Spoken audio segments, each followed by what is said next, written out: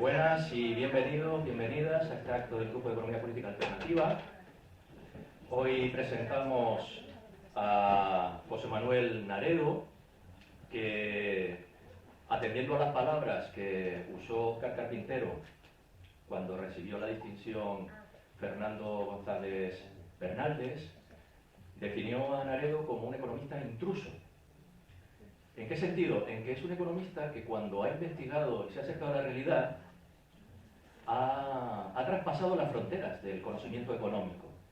Todos sabemos en esta casa, en esta Facultad de Ciencias Económicas y Empresariales, que las teorías económicas realmente son como una especie de anteojeras, ¿no? Que nos dicen, hay que mirar esto y solamente esto, y nada más de la realidad. Estas son las fronteras de tu conocimiento. Mis alumnos de teoría económica saben que estamos todo el día con las P', las E', el máximo, la función objetivo y lo que llamamos los excedentes, ¿no? Que son comidas gratis realmente. Y no vemos otra cosa. Sin embargo, cuando José Manuel Naredo ha ido a la realidad, las ha traspasado. ¿Qué quiere decir esto? Que se ha dado cuenta que el análisis económico no es suficiente para dar cuenta de la estructura, de la dinámica, de lo real. Y se ha atrevido a hacer una intromisión en otras disciplinas, como puede ser la biología, la física, habla de la ley de la entropía, ha entrado en la ecología, en la geografía, etc. Es decir, que su enfoque es un enfoque transdisciplinar. Y bueno, ha seguido una evolución. De hecho, la lección que él da es la economía en evolución, ya dice mucho, ¿no? Y la evolución de un economista. Él se da cuenta que también evoluciona, que él crece, que la vida del investigador pues, le ha ido llevando de un lugar a otro, que a veces lo caracteriza como un laberinto. Estaba aquí, ¿dónde lleva? Entonces él dice que empezó con el estudio de los sistemas agrarios, con una discusión en torno y un debate muy español de la reforma agraria, que ahora ya ha desaparecido, pero en el momento en que él la abordó era muy importante, y por lo tanto los sistemas agrarios, ¿no? La agricultura. Claro, de ahí se da cuenta que los recursos naturales son importantes, y si los recursos naturales son importantes, pues el territorio es importante. Después ya salta a las categorías económicas con el libro La economía en evolución, donde hace una crítica muy profunda de conceptos que usamos los economistas que realmente están mal definidos y además desorientan. Hay uno en particular que es la producción. ¿Qué queremos decir con producción? Y sobre todo pensar que el sistema económico pues está aislado, ¿no? O sea, un sistema económico aislado del medio social y del medio natural. Todos esos fallos de la teoría económica y del análisis económico pues los ha superado con creces. Además, siguiendo a Óscar Carpintero, economista intruso realmente parece como un vituperio, pero es un elogio, porque eso significa clasificarle en un grupo de economistas grandiosos para mí, que son Nicolás Georgescu Roegen, Keynes Building y Carl William Kapp, nada más y nada menos. Y ahí estaría José Manuel Naredo. José Manuel Naredo pues es un libre pensador, ha sido un gran trabajador y su obra, en fin, no puedo hablar, ¿no? de lo que ha escrito, de los informes que ha hecho, pues lo ha logrado gracias a que ha ocupado un puesto como funcionario del INE, del Instituto Nacional de Estadística, que hay mucho que hablar porque es muy importante tener datos, ¿no? Y, en fin, porque es la ciencia, ¿no? Sin datos, sin un análisis lo más próximo a lo real, pues no hay nada que hacer. Y él ha participado o ha intentado, ¿no? que nuestro Instituto Nacional de Estadística nos dé datos respecto al deterioro ecológico y en concreto una contabilidad de patrimonio. Ahí no me voy a extender, él tendrá mucho que contar a ese respecto. Entonces, no solo transdisciplinar, sino que ha sido estadístico, elaborador de informes, analista económico, etcétera, etcétera. Además de publicar en revistas tan importantes como Ruedo Ibérico, Triunfo y demás. Premios. Es verdad que España no premia, ¿no? Es un país de envidiosos y que a nuestros grandes hombres pues no los apreciamos. Yo creo que sí, España es un país de envidiosos. Pero José Manuel Naredo pues es un gran hombre, es un gran economista. Yo no tengo palabras, ni tengo tiempo porque, en fin, me estoy pasando, pero quiero decirlo y gracias a lo que sé, a Dios, pues le han dado distinciones y premios.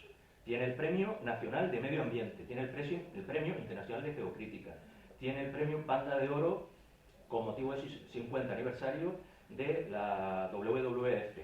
Y después tiene la distinción Fernando González Bernaldez, que es, en fin, es uno de los padres de la ecología en España y además estamos en la Universidad Autónoma de Madrid. Hay que decir que él es catedrático en biológicas y junto a Ramón Margalef se consideran que, bueno, que han construido esta disciplina de la ecología. Lo que digo, también simplemente, bueno, decir que estuvo en la Comisión Interministerial de Cuentas Nacionales de Patrimonio Natural, como he dicho, que ha escrito el libro Economía en Evolución en lo que respecta al análisis económico y la teoría económica, que es un clásico, lo dice Óscar Carpintero, y cualquiera que lo lea. Y después tenemos otro libro importante que tenéis que leer, que es Raíces económicas del deterioro económico y social. Creo que esos son los dos grandes libros donde él establece su enfoque.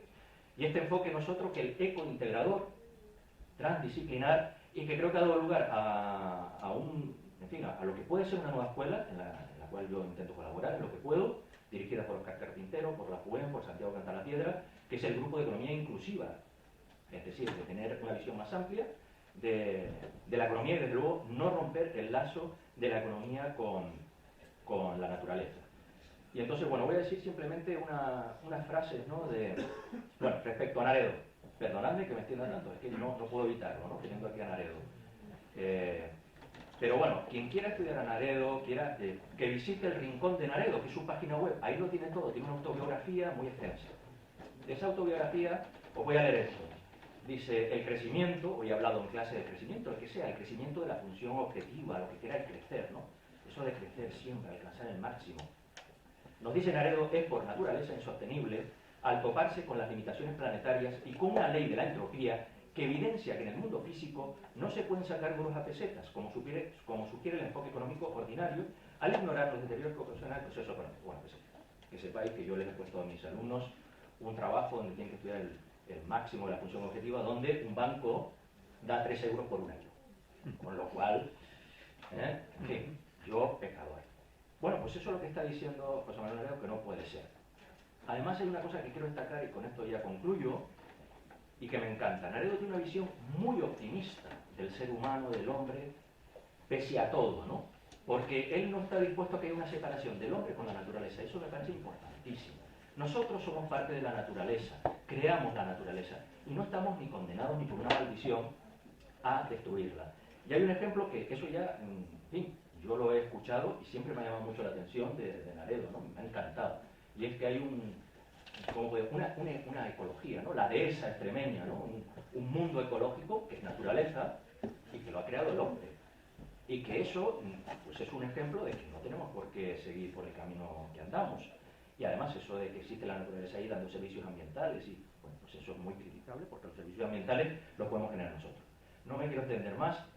José Manuel Naredo se merece no esta presentación, que se merece una presentación de horas, pero aquí lo importante es escucharle a él. Espero que aprendáis mucho y espero que lo leáis, porque tenemos ante nosotros un clásico español, porque él ha hablado además de la realidad española, la dehesa, nuestro medio ambiente o nuestra naturaleza variada, que no tiene nada que ver con la del norte de Europa.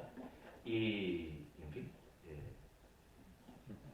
no tengo palabras. José Manuel, estoy muy agradecido de tenerte entre nosotros. También quiero agradecer al público, que sin el público sería imposible desarrollar estas charlas. Y bienvenidos, bienvenidas, y agradecer una vez más a José Manuel Naredo. Muchas gracias a todos y a todas.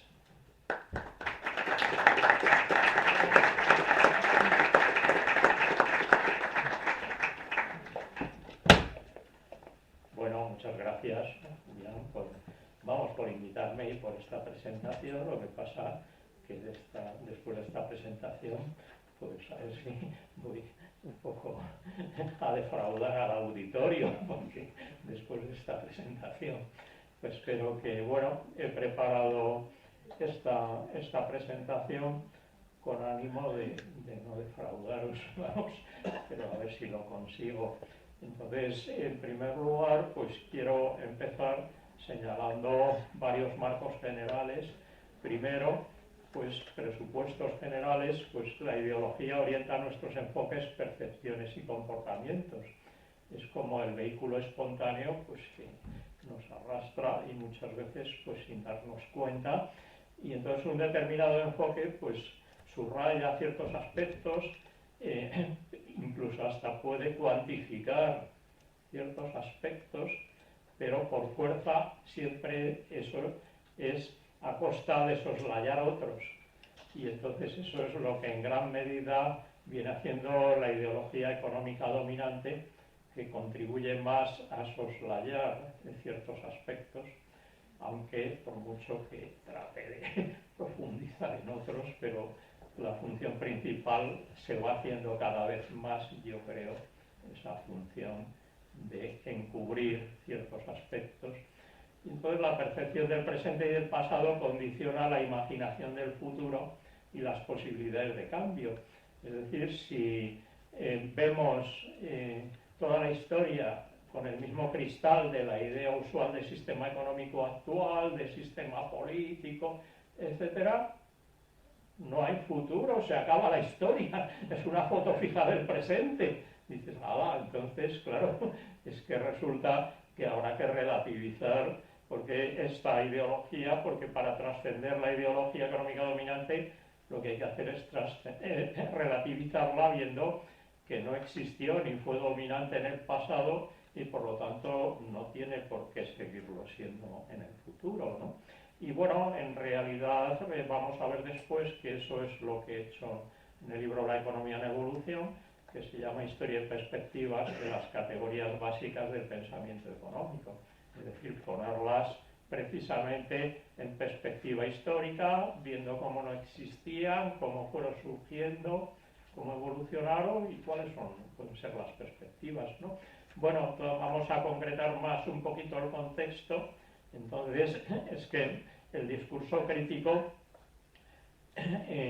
sobre todo en mi último libro, vamos a ver la crítica agotada, pues lo que veo es que el discurso crítico está descarriado por no conceptos, términos fetiche, etcétera, etcétera, y entonces por metáforas o idolatrías, que es lo que llamo yo no conceptos, ¿no? Entonces, porque desde Platón y Aristóteles se había venido pensando que las personas serían capaces de mejorar la realidad, la sociedad, y que las ciencias sociales contribuirían a ello. Pero, en vez de hacerlo, pues lo que generaron son nuevas mitologías legitimadoras del statu quo. Entre ellas, pues vamos a entrar en lo de la ideología económica dominante. Entonces, la inflación de términos fetiche poco clarificadores y de prefijos pos y neo que pueblan el discurso crítico denotan la falta de verdaderos conceptos generalmente asumidos con los que crear marcos de pensamiento verdaderamente alternativos al núcleo duro de la ideología dominante, que permanece así, curiosamente, al resguardo de la crítica y sigue respaldando la actual tiranía corporativa. Bueno, escapar de este impasse exige trascender la ideología dominante con su noción, que es en lo que vamos a entrar ahora, de sistema económico a la cabeza, relativizándola y viendo que no existió ni lo fue en el pasado, ni tiene por qué seguirlo siendo en el futuro. Y bien, como digo, pues esto es lo que he hecho en el caso de la noción usual de sistema económico y todas sus piezas, todo el aparato conceptual. El libro La economía en evolución, historia y perspectivas de las categorías básicas del pensamiento económico. Y bueno, entonces cuando se trasciende esto, aparece otro mundo que estaba oculto precisamente por esas orejeras, por esos enfoques, no se veía. Entonces, bueno, pues aquí por esto, raíces económicas del deterioro ecológico y social, más allá de los dogmas. Es decir, se ve un poco trascendiendo esta idea y aparece pues otras realidades que estaban ocultas. Y bueno, en esta línea va, como digo, el libro La crítica agotada, que claro, como el subtítulo, claves para un cambio de civilización, porque precisamente si no se superan, si no se trasciende ese núcleo duro de la ideología dominante, con todas las instituciones que están cortadas por ese patrón de esas ideas, difícilmente se podrá cambiar. Bueno, pues entonces lo que quiero decir es que con el tiempo, desde la primera edición de La economía en evolución, porque esta es la cuarta ya, hace bastante tiempo, saqué la primera edición, pues me encuentro bastante más acompañado, en parte por practicantes de otras disciplinas, en gran medida, porque bueno, en parte lo de los previos, pues eso, el de Internacional de Geocrítica, un foro de geógrafos, el de la Fundación Fernández de Ecólogos, etcétera, etcétera, los que aprecian el afán mío de puesta en común, de análisis transdisciplinar. Bien, pues entonces en antropología también es otro campo potente. Entonces, desde la antropología me encuentro más acompañado porque se está desmontando la supuesta universalidad de la idea occidental de naturaleza humana, que es sobre la que se construye en gran medida las categorías de la ideología económica dominante, que derivan de ella. Entonces está, por ejemplo, el libro de Descola, Más allá de la naturaleza y la cultura, o bien el de Marshall Salins, La ilusión occidental de la naturaleza humana. Entonces, bueno, en estos se ve que la ilusión occidental de la naturaleza humana, sobre la que se alza la ciencia económica, ven que analizan pues, con trabajos, vamos, de etnología, todo esto, pues como durante largo tiempo la cultura occidental ha venido proponiendo como normal una idea de naturaleza humana tan malvada y codiciosa que las personas que la asumieran quedarían excluidas en otras culturas, es lo que analizan precisamente. Y esta idea de naturaleza humana se consolida con el triunfo del dualismo cartesiano y el racionalismo científico parcelario, divorciando especie humana y naturaleza, individuo y sociedad, bueno, y otros muchos divorcios con ese enfoque analítico parcelario, y se idean, por lo tanto, pues mecanismos para entonces tratar de gestionar pues esa maldad humana. Normalmente surgen dos ideas para paliar esa supuesta maldad humana, uno con jerarquía, es decir, despotismo bueno en lo político o en lo económico, es decir, una monarquía absoluta o una buena dictadura que entonces ponga un poco de orden y evite que, o bien pues con supuestas igualdad y libertad teóricas, ¿no?, del sistema político democrático, que entonces ya pues se establecen contrapesos, entonces sufragio universal, división de poderes, etcétera. Sistema económico mercantil, pues se supone eso, que es el mercado el que endereza a los vicios privados en favor del bien público, etcétera, etcétera. Son las ideologías que a partir de esa idea de naturaleza humana pues funcionan. Y bueno, ahí vienen dos creencias hoy refutadas también desde la antropología, que justifican la propiedad absoluta, base de la idea usual de sistema económico. Primero se ve que lo primero que se refuta es la idea de que es natural y universal, al estar respaldada por el trabajo, según postuló Locke en su momento, ¿no? Entonces esto pues se ve que es una rareza en la historia de la humanidad, este tipo de propiedad absoluta. Y segundo, que para nada es fuente de libertad general, será para los grandes propietarios, pero los que carecen de propiedad o tienen poca, lo tienen bastante más crudo. Entonces aquí, pues por ejemplo, bueno, la fábula de Locke, de la apropiación originaria por el trabajo como justificación de la propiedad privada exclusiva y el derecho a transferirla, ha permanecido tácita y en buena medida indiscutida durante siglos, pero hoy está claramente refutada por trabajos precisamente de tecnología, etcétera. Bueno, yo siempre he usado estos libros de Tawney, La sociedad adquisitiva, o de Macpherson, ya críticos, pues precisamente pero es que hoy día pues surgen en antropología estos dos libros, y sobre todo este último, Prehistoria de la propiedad privada, de dos antropólogos, donde ponen contra las cuerdas totalmente infundadas todas esa fábula y todas esas cosas que vemos que es que no se tienen de pie para nada, ¿no? Y como esa rareza de la propiedad privada absoluta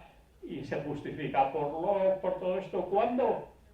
Cuando vienen los cercamientos y la colonización, para justificar que la colonización pues se apropia ya la tierra y todo, frente a la gente que hay allí, se justifica. Y claro, igualmente los cercamientos, cuando antes la propiedad, claro, era mucho más compleja precisamente, y precisamente más distribuida, con esa complejidad más compartida, pues claro, con los cercamientos ya se hace absoluta, ¿no?, para los propietarios, incluso trasladándolos a la tierra, ¿no? Y eso es uno de los problemas hoy día, porque no es que sea propiedad de mercancías para comprar y vender, sino que es que los propios bienes raíces, como es la tierra, pues se convierte en propiedad, ¿no? Bueno, entonces ya vamos a entrar en el objeto de esta charla, que era la invención de la economía. Bueno, y de la mano de esa invención aparece la invención también del crecimiento económico, porque antes, vamos, hasta el siglo de las luces, todas las utopías que había, pues claro, eran poblaciones estables, en población, en intendencia, etcétera, no había ninguna que estuviera sobre el crecimiento permanente de nada, eso no cabía en la cabeza de nadie, ¿no? Entonces, bueno, pues ¿cómo surge todo esto?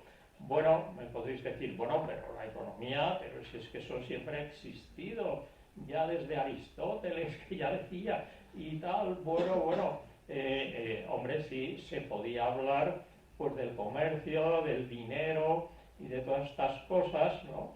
Pero no existía como disciplina independiente de la moral y del poder, porque entonces se suponía precisamente que estaba estrechamente ligado, entonces, bueno, simplemente no existía como disciplina. Yo he trabajado pues el primer diccionario de la lengua española, de Covarrubias, después ya en 1700 y pico el primer diccionario de la Real Academia de la Lengua Española. No aparece la palabra economía para designar disciplina alguna, no existía. Entonces, más que en el sentido griego originario de Aristóteles de ordenar y gestionar bien las cosas de la casa, ¿no? Y entonces en inglés, pues si buscamos los diccionarios precisamente también de esa época, pues tampoco existía para nada la palabra economía como disciplina. Entonces, más bien la traducción en inglés de ese enfoque ordinario aristotélico era husbandry, es decir, que gestionar un poco la intendencia. Entonces, bueno, pues entonces este era un poco el panorama. Entonces, bueno, pues se hablaba de los precios del dinero, por ejemplo, pues en España la suma de tratos y contratos, los dos volúmenes sobre el comercio ya, cuando la colonización de América, todas estas cosas, pues que era un manual de confesores, donde se discutían pues precisamente los precios y qué pasaba y el dinero y las cosas, ¿no? Entonces, bueno, pues cómo se emancipa de la moral y cómo nace la economía como disciplina independiente, pues fue allá por el siglo XVIII con los autores franceses hoy llamados fisiócratas, porque entonces empezaba ya la ciencia experimental. Entonces ya en sus fincas plantaban y hacían prácticas a ver si crecía más la cosecha, plantaban un grano, salía una espiga con muchos granos, entonces veía que había una creación física ahí. Entonces precisamente es lo que emplea la palabra producción, que en todos estos diccionarios que he comentado, pues es de generación, de creación física, ¿no? La palabra. Entonces es la que el objetivo de esa naciente disciplina es, según Quené, jefe de filas de estos autores, acrecentar las riquezas renacientes sin menoscabo de los bienes fondo, y entre ellos sobre todo la fertilidad de la tierra. Bien, pues entonces eso, como es de interés para todo el mundo, acrecentar esas riquezas renacientes, claro, con un enfoque utilitario, es de interés para todo el mundo, se separa de la moral y del poder, ya se convierte en disciplina independiente. Entonces la cuestión es que esto ocurre en un siglo que va desde los principios de Newton hasta el Tratado Elemental de Química de Lavoisier, en el que está en boga la filosofía mecanicista, pero permanecen en vigor las creencias alquímicas, y existía todavía, se asumía una visión organicista de la Tierra, en la que se veía que no solamente generaban, crecían, etcétera, etcétera, pues las cosechas y todo esto, la agricultura, los bosques, la pesca, sino también los minerales que crecían y se perfeccionaban en el seno de la tierra. Y de la época de estos autores pues es Linneo, que dirigió una tesis sobre el crecimiento de la tierra habitable, porque se pensaba que incluso los continentes dilataban sus límites. Entonces se trataba, por lo tanto, de hacer la economía como disciplina independiente para gestionar precisamente esa producción de riquezas renacientes, sin menoscabo de los bienes fondo. Y entonces, claro, va unido a la idea de producción, la idea de acrecentarla, es el crecimiento, ¿no? Bueno, pues entonces la cuestión es que Quené, el jefe de filas de estos autores, advertía muy mucho que aunque esa cosecha ya se pudiera medir en dinero y había también un excedente monetario, no solo el físico, porque se sacaba más dinero de lo que se había invertido en obtenerla, había ese excedente monetario, pero producir no era para nada, decía, revender con beneficio, que eso los mercaderes podían hacerlo de 100.000 maneras y no casaba precisamente con esa idea de producción física, ¿no? Bueno, pues entonces la economía surgió como disciplina independiente allá por el siglo XVIII, fruto de un maridaje entre la filosofía mecánica y la alquimia.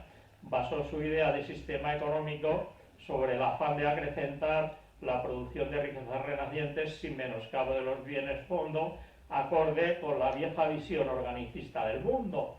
Entonces, al mismo tiempo, se fue desplazando la idea que se tenía del origen de las riquezas. Entonces, porque desde Aristóteles, de Animalibus, o en el libro de Copérnico, de Revolutionibus, hay una frase parecida: la tierra concibe por el sol y de él queda preñada, dando a luz todos los años sus cosechas, ¿no? Era la madre tierra la que generaba precisamente esas riquezas. Y entonces ya hay un autor, pues precisamente de la época un poquito anterior a los fisiócratas, que en el enfoque mercantilista, que es lo que ya empezaba en Inglaterra y tal, pues William Petit, que establece la ecuación natural, dice, de la riqueza. Dice: el trabajo es el padre y la tierra es la madre de la riqueza. Dices, ala, entonces surge un ingrediente activo y masculino que suple a las potencias celestes para fecundar a la madre tierra. Es el padre trabajo, que antes no existía, pero ya se crea ahí, porque eso ni en latín ni en griego había palabra trabajo. Eso es una palabra ya también bastante más moderna, ingrediente básico de la noción usual de sistema económico. Y entonces, aparte, unido esa invención del trabajo, es lo que permitió a Locke justificar la propiedad privada absoluta, como hemos indicado con la fábula de Locke.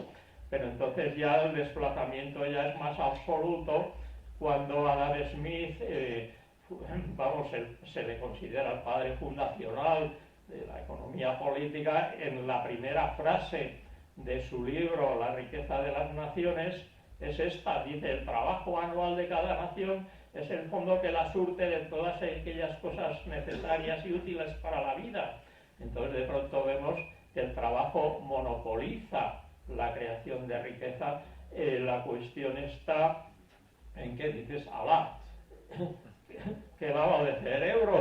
Pues, ¿qué tendrá que ver la fotosíntesis o el intercambio iónico, que son esenciales para la vida, con el trabajo? Es que esto aquí ya ha habido una comedura de coco potente, ¿no? Desde esos orígenes, ¿no? Bien, pues ya es que lo que ocurre, que es que entonces en la economía política pues se pensaba la tierra, el trabajo, y luego un modesto ayudante también, que era el capital, etcétera. Pero entonces ya luego con los neoclásicos pues se aprecia, por ejemplo, el Balras, el capital, que es el factor limitativo último en la creación de riqueza, porque la tierra y el trabajo se presupone que se pueden sustituir sin problemas por el capital. Entonces ya ya el capital es medible en dinero, entonces la noción de sistema económico ya se encierra en el mero campo de los valores monetarios. Entonces la cuestión clave es que el resultado es que la riqueza se mide en dinero y el razonamiento monetario ya se aísla del mundo físico, ¿no? En el universo autosuficiente de los valores monetarios. Bien, pues claro, es lo que yo llamo la ruptura epistemológica neoclásica, porque desplaza la noción de sistema económico del mundo físico ya hacia el mundo exclusivo ya de lo monetario, ¿no? Y esto ocurre, claro, curiosamente, cuando la visión organicista del mundo se vino abajo, porque ya a finales del 18, principios del 19, aparece el Tratado Elemental de Química de Lavoisier, la mineralogía, la cristalografía, parece ya se ve que no crecen ni se perfeccionan los minerales en el seno de la Tierra, entonces ya la propia geodesia mide el arco del meridiano, parece que no crece la Tierra tampoco, hasta se establece el metro como unidad invariable de longitud sobre la 10.000.000ª parte del cuadrante del meridiano terrestre, no crece. Pero entonces, ¿qué ocurre? Pues ese desplazamiento es lo que permite ya que esa noción de sistema se produce esa ruptura epistemológica para que siga funcionando ya, pero en el universo aislado de los valores monetarios. Y entonces, ¿qué ocurre? Pues eso, a finales del 18 y del 19, la economía se afianzó ya como disciplina independiente, atrincherándose ya, cortando el cordón umbilical que unía su noción de sistema económico al mundo físico para circunscribirlo al universo aislado de los valores de cambio, cayendo en el habitual reduccionismo monetario. ¿Qué ocurrió? Pues que producir acabó siendo revender con beneficio, que es lo que no quería Quené, el jefe de filas de todo esto, que lo decía muy clarito. ¿Y por qué? Pues porque se registra además ya cuando se hacen las cuentas nacionales con el PIB, que es pues valor en venta de determinados bienes y servicios, menos lo que ha costado para obtenerlos. Es un revender con beneficio, sin más, y entonces, claro, ya se recubre precisamente de forma metafórica para, con la idea de producción. Además se dice de bienes y servicios, que por definición se supone que son buenos, claro, cuando, claro, pues hombre, ¿dónde estará el aeropuerto sin aviones de Castellón? Hombre, habrá sumado en los sobrecostes de la M30 que han metido de clavo para forrarse alguno, pues no, eso habrá sumado. ¿Qué pasa? Pues todos los daños, que si hay más accidentes, más embotellamientos, suma más, la mercantilización hace que crezcas por el mero hecho de mercantilizar cosas que antes no se mercantilizaban, etcétera. Bueno, pues este es un poco el juego, que todo se encubre con esta metáfora bonacible de la producción. Bien, entonces aquí vamos a hacer una pausa para recordar que todo este proceso casa con la construcción social de la realidad, que es como lo llaman el libro de Berger y Luhmann, precisamente de filosofía de la ciencia, un poco que se ve que este proceso, dicen, se descompone en tres partes. Primero, formulación de un mundo, que es lo que hicieron los autores franceses del siglo XVIII, hoy llamados fisiócratas, con toda esa idea ya, el carrusel de la producción y del consumo, todo esto ya, objetivación, cosificación de ese mundo, ruptura epistemológica ya neoclásica, ya mucho más recientemente ya hasta se arma haciendo las cuentas nacionales para que estén unas casillas ahí con números y tal, y se mida el PIB, que es lo que se supone que casa, claro, con la producción, ¿no? Y tercero, vamos a aceptación generalizada del mismo como algo objetivo y universal, cuando es una creación de la mente humana, ¿no? Que entonces se ha ido rellenando de esta manera, ¿no? Bueno, pues entonces ya, bueno, y quería hacer una advertencia, sobre todo pensando en una profesora de matemáticas que veo que está ahí y que nos habíamos visto ya antes comiendo juntos en la charla anterior, pues bueno, que en la teoría del conocimiento se advierte que la definición del objeto de estudio de las distintas ramas de la ciencia no suele ser precisable mediante definiciones explícitas, ya que viene delimitada implícitamente por la estructura de axiomas por la que se rigen. Entonces, por ejemplo, ya en la primera edición de la Economía en Evolución, pues advertía como ya una ciencia ya pues más esto, como es la termodinámica, pues advertía, decía en este manual de termodinámica, la energía no es algo que da calor, ni que mueve cosas, no lo definían así, es una abstracción matemática que no tiene otra existencia aparte de su relación funcional con otras variables o coordenadas que tienen una interpretación física y pueden medirse. ¿Esto qué quiere decir? Pues que están vinculadas al sistema internacional de unidades físicas, que es sobre lo que se construye la llamada ciencia cuantitativa, ¿no? Bueno, pues entonces, sobre esta base, en mi análisis histórico de cómo surge la idea usual de sistema económico, que es un poco lo que he estado exponiendo, se remata después con el capítulo 24 sobre la axiomática que lo informa y delimita sus piezas, porque resulta que todo ese paradigma contable de las cuentas nacionales tiene que tener una axiomática contable detrás, y eso es lo que no se ve. Bueno, pues ahí en ese capítulo, el lenguaje matemático para los amantes de la formalización, aparece expuesto la axiomática que subyace precisamente a esta noción de sistema económico que el común de los economistas asume sin más con las cuentas nacionales. Entonces, ¿qué pasa? Pues aparecen los objetos económicos, la producción, el consumo, etcétera, etcétera. Y entonces, ¿qué pasa? Pues que esta axiomática, en vez de tomar cuerpo como la energía, la termodinámica, por esa vinculación al sistema internacional de unidades físicas y eso, pues toma cuerpo con el apoyo de un marco institucional que define ya fuera de esa axiomática lo que es propiedad y lo que es dinero. Son definiciones ideológicas e institucionales externas a la axiomática para que tome cuerpo esa axiomática.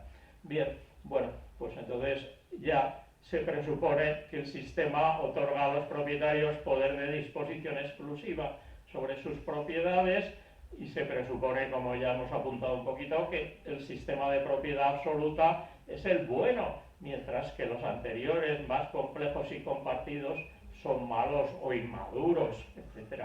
Entonces, bueno, este es un poco el marco.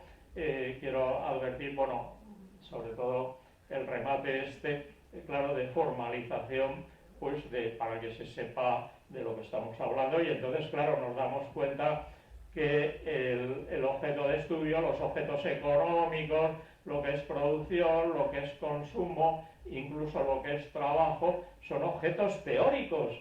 Es que es la propia axiomática la que los define. Entonces, por lo tanto, es una tontería decir, no, la ciencia de lo escaso, de lo útil, por favor. Entonces, esto es lo que ya, bueno, en el libro La Economía en Evolución, pues pongo las cosas en su sitio. Bueno, seguimos. Entonces ya función encubridora de la economía estándar, el aparato conceptual que orienta nuestros enfoques, percepciones y comportamientos es en buena medida metafórico. Entonces la metáfora absoluta de la producción y la mitología del trabajo y el crecimiento encubren los procesos de extracción y adquisición y los daños ocasionados. Aparece, por lo tanto, un medio ambiente inestudiado, que puede ser físico, social e incluso vamos a concretar ahora financiero también, es curioso, ¿no? Bueno, entonces ya las ideas de producción y de mercado eliminan la moral y el poder del escenario económico, que subordina, se ignora, que es el que subordina en realidad a los políticos, ignorando pues esa realidad de picaresca empresarial y de políticos conseguidores que están al cabo de la calle, ¿no? Bueno, subrayemos primero ya como conclusión de esta primera parte, que la idea usual del sistema económico apoyada en la metáfora de la producción y el afán de acrecentarla no es para nada universal. Segundo, que si trascendemos la metáfora de la producción y miramos y hablamos de otra forma, la meta del crecimiento también pues se desploma. Entonces ahora vamos a mirar y hablar de otra forma. De todas maneras, quizá advertir que, ¿por qué digo metáfora absoluta de la producción? Porque en metaforología, una metáfora absoluta es aquella que aporta juicios de valor sin respaldo sobre cosas relevantes, como es esto, sin respaldo empírico ni lógico alguno. Es decir, que ya producción de qué, de oro, de petróleo, hombre, no, será extracción, por favor, pero entonces quiero decir que ahí todo se recubre con esa metáfora para darlo por bueno, ¿no? Por eso, bueno, es una metáfora absoluta, de acuerdo con la metodología. Bueno, veamos, miremos y hablemos de otra forma. Entonces vamos a abordar un poquito el medio ambiente físico inestudiado por este enfoque. Entonces, bueno, pues la cuestión es que la metáfora de la producción avala la meta del crecimiento del PIB. Entonces, los autores del 18 razonaban sobre todo los objetos de la biosfera y los recursos, porque con una visión creacionista pensaban que Dios no creaba cosas que no sirvieran para nada. Entonces, desde la más modesta lombriz de tierra o el insecto que nos molestaba, etcétera, pues se suponía que tendrían que tener alguna función. Entonces razonaban pues sobre toda la biosfera y los recursos, pero luego ya el enfoque analítico y parcelario va recortando objetos directamente útiles, ya directamente útiles y apropiados en la función de propiedad absoluta, que entonces ya se puede comprar y vender, valorados, ¿no? Y entonces ya cuando se les infunde valor, es la metáfora de la producción, objetos apropiados, valorados y producidos. Ese es el PIB, ese es el saldo monetario, que es lo que se trata de acrecentar. Pero ¿qué es lo que ocurre? Pues que se puede acrecentar ese cuadradito monetario a costa de deteriorar todo lo que queda fuera, que no entra en línea de cuenta. Entonces, claro, pues vemos pues que el extractivismo y todas las cuestiones pues se pasa todos esos deterioros que se ocasionan, y entonces como la economía se consolidó pues como apologética del statu quo al recortar su objeto de estudio y justificar la meta del crecimiento de ese saldo monetario que es el PIB. Y claro, eso ya lleva de entrada el enfrentamiento entre economía y ecología, porque la ecología toma como objeto de estudio precisamente pues todos los objetos de la biosfera y de los recursos eloicos de la ecología. Claro, es distinto de eloicos de la economía ordinaria. Bueno, pues entonces ya la cuestión es que, yendo a esto, pues yo lo que propongo es ampliar lo que yo llamo enfoque cointegrador, el objeto de estudio, porque claro, las cosas existían antes de que fueran valoradas en forma de recursos, y después las actividades ya de apropiación, transformación, uso, todo eso, pero luego siguen existiendo después, lamentablemente, en forma de residuos, ¿no? Entonces todo esto, pues vemos pues que mientras en el enfoque económico ordinario nacen y mueren dentro del sistema, nacen porque se les infunde valor, producción, mueren porque se extingue ese valor, consumo. Entonces, claro, vemos pues que hay que ver que eso existía antes y siguen existiendo después, y todo esto tendrá que tener lugar en un territorio, porque no puede ser de otra manera, claro, con ciertas características sui generis, zonas edafoclimáticas, que pueden ser desde húmedas, áridas, lo que se quiera, ¿no? Con orografía, con toda una serie de cosas que habrá que tener en cuenta para gestionar, y todo esto sujeto a una flecha del tiempo que señala las irreversibilidades termodinámicas que también habrá que tener en cuenta, ¿no? Bueno, pues con este enfoque ya de economía de sistemas, pues dices, bueno, ¿y cómo se ha enriquecido la vida en la Tierra? Entonces, pues bueno, el sistema biosfera, Entonces hay un fenómeno sui generis que es la fotosíntesis, que toma como principal materia prima en tonelaje el agua, carbono, hidrógeno, oxígeno, nutrientes, el prado, ya la fotosíntesis, el prado, luego ya pues la vaca, digestión, etcétera, ya pues leche, terneros, ya los detritus, la plasta de la vaca, etcétera, y quien repone esto pues es el motor solar con la fase atmosférica del ciclo hidrológico, que devuelve el agua precisamente en cota y calidad de nuevo para que vuelva a entrar en el proceso, y los organismos descomponedores son los que permiten pues hacer el humus, que es la tierra fértil, precisamente para reiniciar el proceso, ¿no? Entonces, en este sentido, ¿dónde están los recursos a los residuos? Y dices, pero si es que no existen, todo es objeto de un uso sucesivo, pero ¿y eso cómo es posible? Pues por la diversidad, porque ningún organismo puede nutrirse de sus propios detritus. Entonces, claro, es que ahí, bueno, es la simbiosis, que es lo que estudió Link Margulis, como lo que explica, bueno, pues eso, que precisamente en el estómago de la vaca había millones de microorganismos que, claro, son los que permitían que la vaca digiriera la hierba y esas cosas que no son aptas para el consumo humano, pero la vaca sí, por todos esos que colaboraban, pues todos estos, etcétera, ¿no? Entonces, por lo tanto, la simbiosis. ¿Y qué es lo que ocurre con el sistema que ha promovido la sociedad industrial? Bueno, pues ves que se apoya en extracción de recursos, elaboración y uso de productos, generación de residuos, y entonces ahí, por muy bueno que sea el reciclaje, como el reciclaje perfecto industrial es imposible, entonces vemos que esto está perdido de antemano. Si hay algo insostenible en la medida que, claro, la especie humana tenga un peso importante, relevante a escala planetaria, que sin duda lo tiene, ¿no? Entonces, en este sentido, pues es donde nos encontramos, que esas reglas del juego económico han propiciado precisamente llevar las cosas a forzar sobre este sistema, porque se pagan las cosas por el mero coste de extracción, pero no se preocupa para nada del coste de reposición.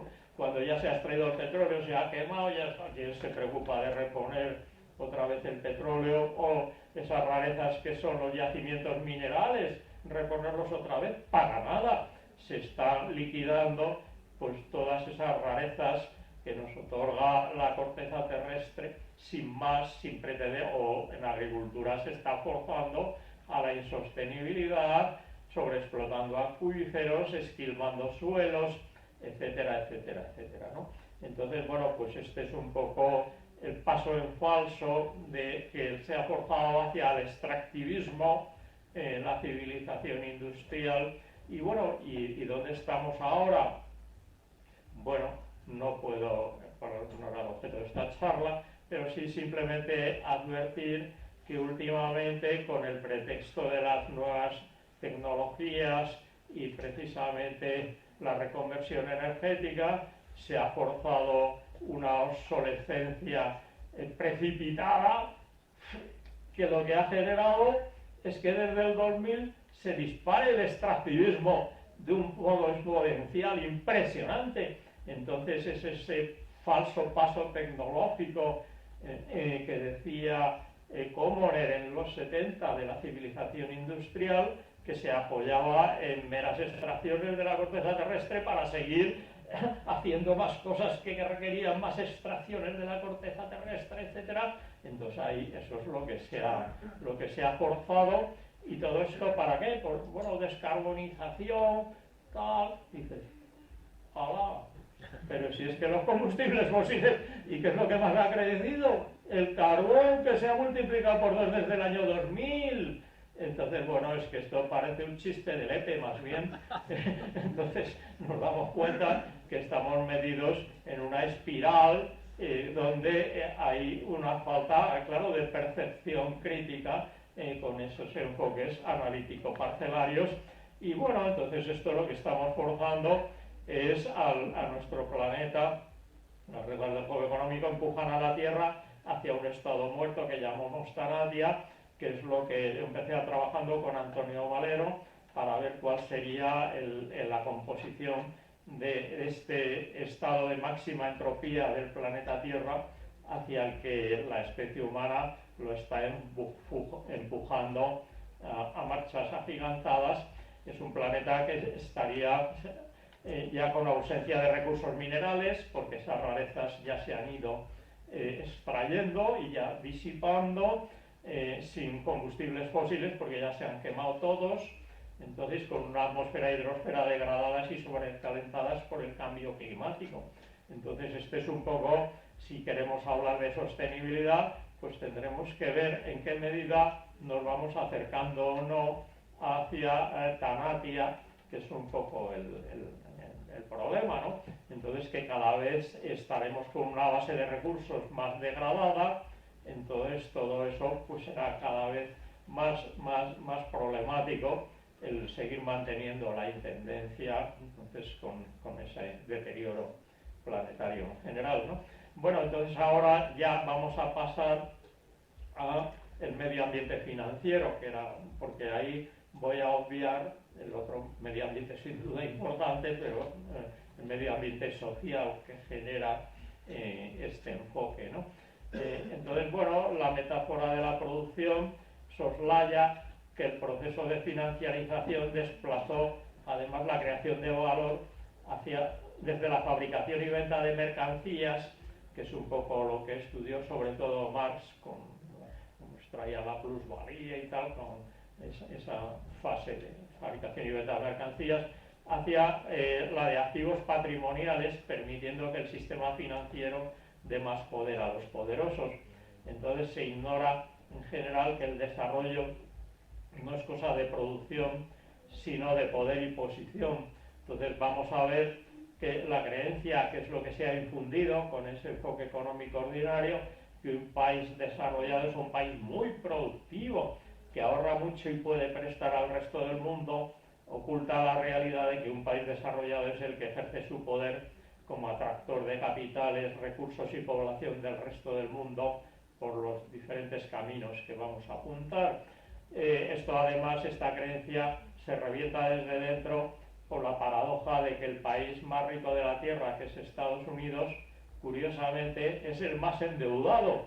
Y dice, ¡hala! El más endeudado, pero si no se habla de la deuda, no se le pide la deuda, pero ¿cómo? Hombre, pues no hay más que consultar el Fondo Monetario Internacional o la Reserva Federal y ver que en balance, si se renta activos menos pasivos, pues ha llegado a 18 billones de dólares, es decir, millones de millones, precisamente la posición deudora de Estados Unidos frente al resto del mundo.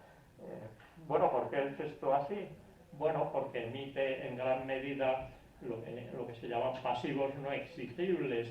El primer pasivo no exigible, claro, es el propio dólar, que desde que se quitó su conversión en oro en el año 71, es o bien un billete, un papel, o si no, un mero apunte contable que no se puede exigir nada, no tiene nada detrás, ¿no? Y luego, bueno, pues todas las acciones nominadas en dólares, etcétera, que valdrán lo que valgan como cotización bursátil, etcétera, pero tampoco se puede exigir nada. O bien los pasivos exigibles, como ahora las hipotecas subprime, se titulizan y entonces el riesgo ya se le traspasa a los compradores, ¿no?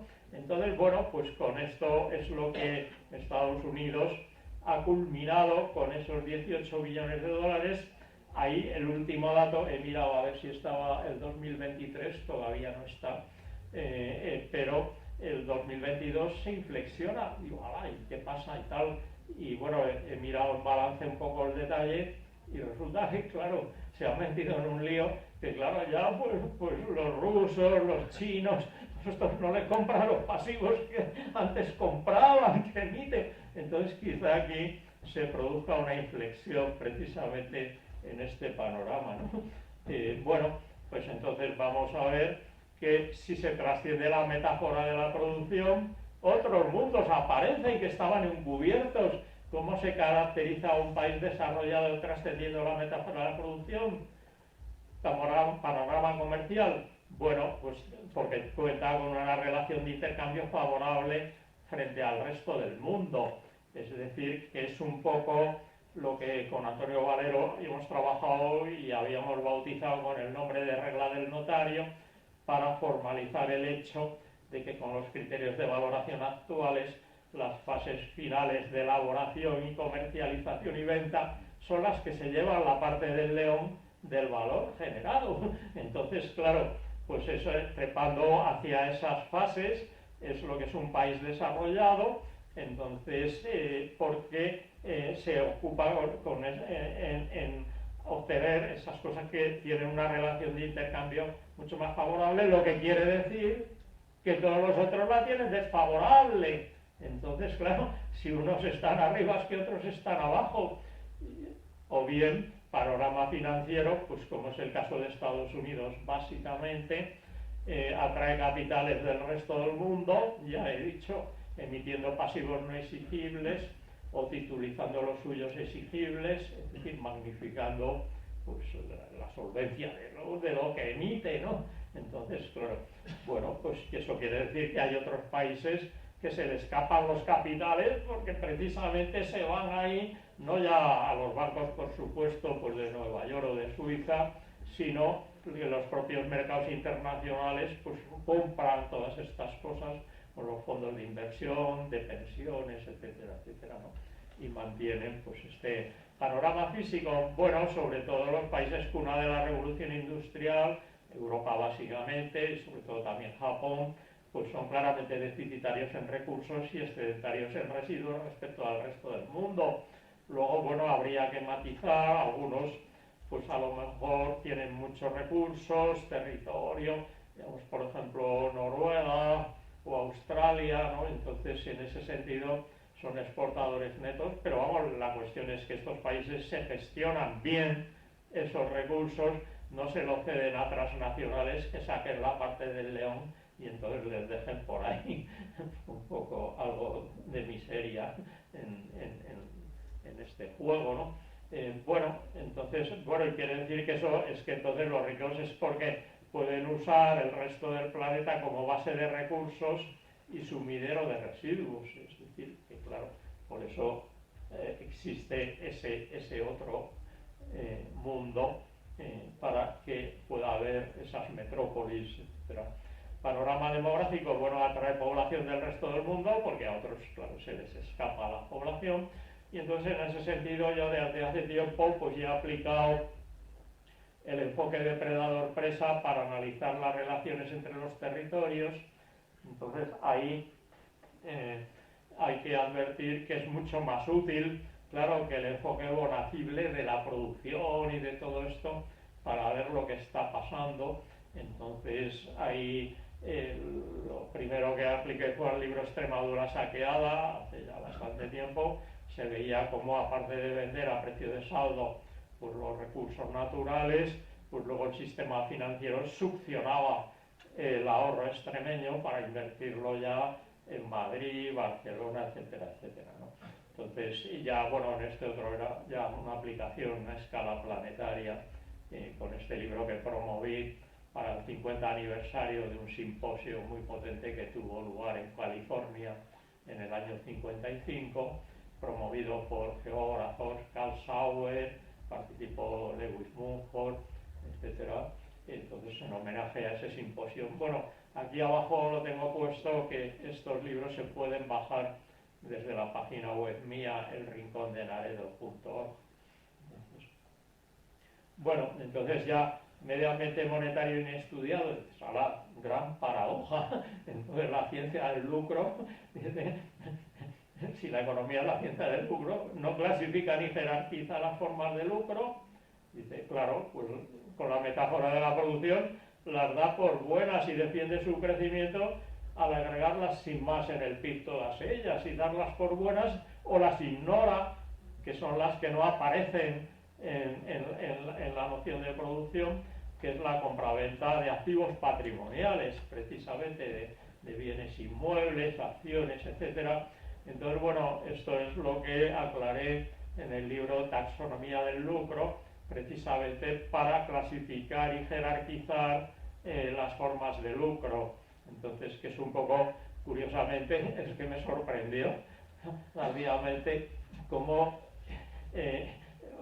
porque ciencias de la naturaleza, hombre, empiezan con una taxonomía que clasifica lo que van a abordar, pero es que precisamente la metáfora de la producción ha ahorrado cualquier taxonomía porque se da por bueno todo el lucro que se engloba en el PIB y se ignora el que queda fuera. Bien, bueno, pues entonces aquí nos encontramos que Aristóteles distinguió entre economía, que se ocupaba de la intendencia, y consideraba también la crematística sobre el lucro, pero eso veía que eran dos conjuntos disjuntos, para nada tenían que ver, y a él además no le caían muy bien los mercaderes y le parecía que apretar los clavijas del lucro y tal, pues no era muy, desde el punto de vista ético, muy defendible, etcétera, ¿no? Bueno, la cuestión es que ¿cómo se pudo justificar socialmente el lucro? Pues ya lo hemos visto. La metáfora absoluta de la producción y la meta del crecimiento económico justificaron o ignoraron las distintas formas del lucro al agregarlas todas ellas o al excluirlas del PIB. Entonces ahí se fusionó economía con crematística. Es una de las cosas, vamos, encubridoras. Ya estamos viendo no solamente el medio ambiente físico, sino el medio ambiente monetario financiero, ¿no? Entonces la función de producción se erige así, en el enfoque económico ordinario, en la fuente que crea valores añadidos, lucro, y junto a la idea del mercado encima se reviste todo ese lucro de utilidad. Se presupone que todo el lucro conlleva utilidad, claro, lo cual es muy fuerte porque no tiene por qué ser así. Ya hemos visto ahí la de comisionistas y la de no sé cuánto que por ahí pillan lo que sea. Hombre, no parece que eso genere mucha utilidad, ¿no? Bueno, entonces ya en este sentido se producen una serie de procesos encima que han desplazado el sistema a que sea como mucho más encubridor este enfoque. Es la mercantilización, financiarización, desintermediación, privatización. Y entonces, ¿qué pasa? Pues es que han emancipado todo el tema de lo financiero y ya pues la metáfora de la producción encubre la realidad de la adquisición. Se produce un desacoplamiento entre el PIB y todas esas variables financieras que crecen a ritmos mucho más trepidantes. Aquí en el libro Taxonomía del lucro pues pongo estos ratios entre la masa monetaria y el PIB, activos financieros y el PIB, y derivados y el PIB. Entonces resulta que en el año 80 el PIB estaba por encima de todos ellos, por eso es inferior a la unidad el ratio. Sin embargo, ya vemos que va creciendo y ya los derivados multiplican por más de 10 el PIB y los activos financieros por más de 4. Esto es una estimación que hice a escala planetaria, pero es que en los países ricos este desacoplamiento es muchísimo más fuerte. Por ejemplo, en España, en vez de multiplicar los activos financieros por 4 al PIB, lo multiplican por 8. Entonces, igualmente, los activos inmobiliarios van creciendo mucho más que el PIB. Entonces hay un desacoplamiento creciente, que el PIB se va quedando por ahí súper rezagado frente a todo este proceso de financiarización que multiplica el valor precisamente de los activos financieros o inmobiliarios, es decir, de los bienes patrimoniales, ¿no? y de su comercio, que entonces, claro, todos los ingresos derivados de ese mundo de plusvalías realizadas por compraventa de bienes patrimoniales o por reclasificación de terrenos o generación de capacidad de compra sobre el mundo, porque hoy día el gran problema es que la fabricación de dinero ha escapado ya de las manos de los estados, porque en principio los códigos penales conllevaban penas muy fuertes a los falsificadores, porque se suponía que le quitaban el monopolio de crear dinero al Estado, y había incluso hasta pena de muerte, la pena capital en algunos. Bien, pues eso ya ahora cualquier empresa que se precie transnacional es capaz de crear, bueno, si es banco, dinero bancario, pero si no, lo que yo llamo dinero financiero, porque con solo hacer una emisión, por ejemplo, Telefónica España hace una ampliación de acciones y por canje de acciones va y compra Telefónica del Perú, retribuye pues a sus directivos con stock option o a los propios accionistas, es decir, que con esas emisiones suplen las funciones del dinero, ¿no? Entonces hay esa creación ya sin tasa, sin control por parte de los estados, pues de creación de capacidad de comprar sobre el mundo, y se genera entonces una inflación de los precios de los activos patrimoniales, y hace que los ingresos asociados a esa compraventa y todo esto de activos patrimoniales vaya increciendo. Entonces, afortunadamente, pues claro, las estadísticas tributarias pues no pueden andarse con esas historias que si el PIB es lo único que crea valor, por favor, pero si entonces ya habrá que ver de qué vive la gente y cuáles son los ingresos de la gente. Y entonces en Estados Unidos el IRPF, la suerte de que tienen una serie desde principios del siglo XX, pero vamos, aquí hemos tomado desde el 70 sin más, y se ve la línea de ajuste como va creciendo precisamente el porcentaje de ingresos declarados por plusvalías realizadas por la venta de bienes patrimoniales en el IRPF. Entonces vemos que va creciendo esos ingresos asociados para nada en el PIB, eso que se ignora en el PIB, pues va creciendo. Y bueno, en este país yo he trabajado el IRPF también, y entonces aquí nos encontramos, claro, con que está marcado por la burbuja inmobiliaria. Entonces nos encontramos pues ya como llegó a casi explicar el 12% de los ingresos en media de los españoles cuando culminaba la burbuja, la compraventa de activos patrimoniales, vamos, las plusvalías realizadas, además declaradas, claro, porque esto es declarado, o sea que, claro, sin duda será mucho más, pero entonces todo esto se ignora, porque esto no figura precisamente en el PIB. De todas maneras, aquí he hecho el gráfico desde principios de los 90, que no llegaba al 1%, se pincha la burbuja, se desploma, pero es que luego ya estamos en el 5%, ¿no? Es decir, que sigue también creciendo precisamente, pero sobre todo es que si cogemos los escalones más ricos en ingresos y en propiedad, resulta que es que el escalón más rico, el 85% de sus ingresos no procedió de salarios ni de cosas que estuvieran vinculadas al PIB, sino el 85% se explicó cuando culminó la burbuja precisamente de las plusvalías realizadas por compraventa de activos patrimoniales. Y aquí vemos pues los escalones cómo se van clasificando, según estén más arriba, pues claro, son más propietarios, entonces por lo tanto está asociado claramente a esto. Entonces bien, pues aquí estamos viendo el medio ambiente inestudiado por el cuadro macroeconómico y el enfoque económico ordinario, por favor, y esto es lo que explica que según Orfan, pues dice, pues el PIB no ha crecido casi, los salarios están estancados, no sé qué, pero las mayores fortunas se han duplicado. Dice, hombre, pues más claro agua, es que hay que ver lo que está pasando, ¿no? Entonces, bueno, pues ya el panorama simplemente ya vamos a ir terminando, es inquietante. El lucro sin contrapartida o con contrapartida virtual o corrupta invade y parasita el lucro con contrapartida, que teóricamente se presupone que es el PIB y que habría que depurarlo, claro, porque para nada es lucro con contrapartida todo el PIB, ¿no? Vamos, digo, con contrapartida utilitaria, ¿no? Entonces, bueno, pues va creciendo ese lucro sin contrapartida o con contrapartida virtual corrupta. Entonces, claro, se va ensanchando la brecha entre propietarios y beneficiarios de las redes clientelares imperantes y los que no lo son, que se van quedando por ahí en tierra rezagados, claro. Entonces, bueno, ya para ir terminando, es bueno que siga creciendo entonces exponencialmente la capacidad de compra sobre el mundo de algunas entidades y personas privilegiadas, que es un poco lo que está pasando.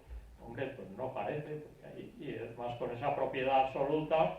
Dice, entonces, claro, controlar ese crecimiento exige cambiar el marco institucional, empezando por el sistema monetario internacional, el sistema de propiedad también, toda la noción y bueno, por supuesto los paraísos fiscales, que son los que albergan precisamente a cubierto buena parte de estos lucros, y para recortar todo esto haría falta cambiar el marco institucional para recortar y crear la capacidad de crear dinero, ya he comentado, bancario y financiero, ¿no?, de todas estas entidades, y de beneficiarse del comercio de bienes patrimoniales que hoy tienen las grandes corporaciones y fortunas, ¿no? Y con eso, claro, están pues comprando el mundo, claro, que es un poco en lo que estamos, ¿no? Bueno, y entonces ya para acabar, pues un poquito de reflexión, cambio de paradigma. Bueno, yo ahí en eso, en su día, había trabajado el libro este de Sorokin, que era Las filosofías de tiempos de crisis, se llamaba, se refería a las crisis de entreguerras de los años 20 y todo esto, y entonces ya fue cuando se cayó la visión lineal y progresiva de la historia, y entonces se veía la crisis de civilizaciones y todo esto, y entonces se concluyó que la historia de la humanidad ha sido testigo de un número pequeño de sus supersistemas culturales, o llamadas también civilizaciones, que se han manifestado de forma unitaria, diferenciándose unas de otras. Vemos que hay una cosa era el antiguo Egipto, luego el Imperio Romano, luego no sé qué, etcétera. Entonces la cuestión ya es que estos sistemas se han apoyado siempre en premisas mayores o valores últimos que articulan, pues conectan precisamente todas las partes, ¿no?, de esa ideología que las sostiene, ¿no? Que se han caracterizado por ser sistemas selectivos que toman lo análogo y rechazan lo diferente y evolucionan sucediéndose unas a otras tras seguir fases de auge, decadencia y desintegración, ¿no? Bueno, pues entonces, ¿ahora dónde nos encontramos? Bueno, pues cambio de paradigma, ¿dónde estamos? Bueno, pues ya hemos comentado un poco que la civilización industrial pues ya se ha globalizado, pues toda esa ideología dominante y esas instituciones se va alcanzando escala planetaria, se va extendiendo, etcétera, y entonces se apoya en premisas mayores del paradigma ilustrado, porque parece que hay mucha posmodernidad y mucha historia, pero resulta que todo el núcleo duro que hemos estado comentando parte un poco de premisas mayores del paradigma ilustrado que no se han superado, vamos, que siguen bien vigentes, empezando por el antropocentrismo, la fe en el progreso, fe en la razón, ya bueno, en la ciencia, ya es tecnolatría, bueno, ya los enfoques analítico-parcelarios que han desembocado, bueno, en parte en el medioambientalismo banal hoy día en boga, ¿no? Porque parece que es algo parcelario el medio ambiente, por favor, si es mero fruto de la cortedad de miras del enfoque económico ordinario, ¿no? Ahora parece que es algo como independiente y neutro, ¿no? Bien, bueno, pues ya las ciencias naturales pues son ya parcelarias, etcétera, y las ciencias sociales serviles, con todas sus metáforas, ya pues la ciencia política, con la metáfora pues del contrato social, de la voluntad general, de todo esto, y la de economía, pues es lo que hemos estado viendo, ¿no?, desde la metáfora de la producción, ya, bueno, lo del homo economicus con la noción occidental de naturaleza humana, vamos, todas estas cuestiones que no es cuestión de. Y entonces la cuestión frente a esto que ay, bueno, hombre, pues es que precisamente si tomamos conciencia de la regresión que se está produciendo, en vez de preocuparnos del progreso, empezamos a preocuparnos por la regresión, y entonces ya, pues más que antropocentrismo, habrá que ver un enfoque ya más geocentrista, que la especie humana forma parte de la biosfera, y entonces si estamos enfrentados a la naturaleza, la cosa no pinta muy bien, ¿no?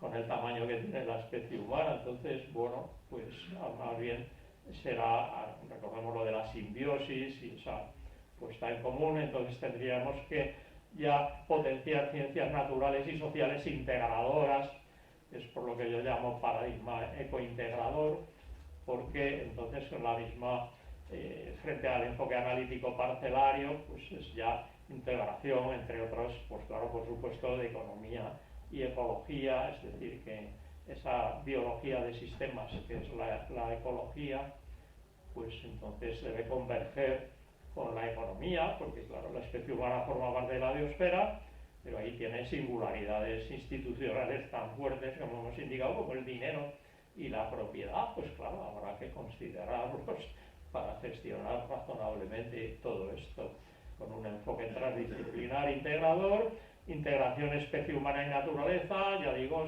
simbiosis, porque si está enfrentada a la naturaleza, ya digo, lo tenemos crudo, ¿no? Y bueno, integración individuo y sociedad, porque claro, ese individuo que se presupone que es como asociado y dice, vaya hombre, que hay más gente y voy a tener que compartir con más gente. Dice, pero por favor, si una persona si es capaz de hablar el mismo lenguaje, no lo ha adquirido solo, tiene que ser que haya alguien más, quiere decir que tiene que estar inserto. Entonces, claro, pues integración, individuo y sociedad, por eso en esa triple integración es lo porque trataría de potenciar el enfoque ecointegrador que digo yo, fusionando economía, ecología, termoeconomía y tendríamos que hablar pues de ecosistemas urbanos, de ecosistemas agrarios, ecosistemas industriales, etcétera, para gestionar razonablemente. Entonces, por lo tanto, si se emerge el paradigma ecointegrador desde esta perspectiva, y entonces ya mi mensaje es: trascendamos la metáfora de la producción y ampliemos la reflexión económica tanto en el mundo físico como en el monetario financiero. Entonces ya se forzaría esa fusión de economía-ecología y iríamos desde la idolatría del PIB hacia una taxonomía del lucro, y desde el sistema económico, es decir, un enfoque unidimensional con un único sistema. Hombre, no, vamos hacia una economía de sistemas, como es la ecología de sistemas. Y con esto acabo, pues muchas gracias.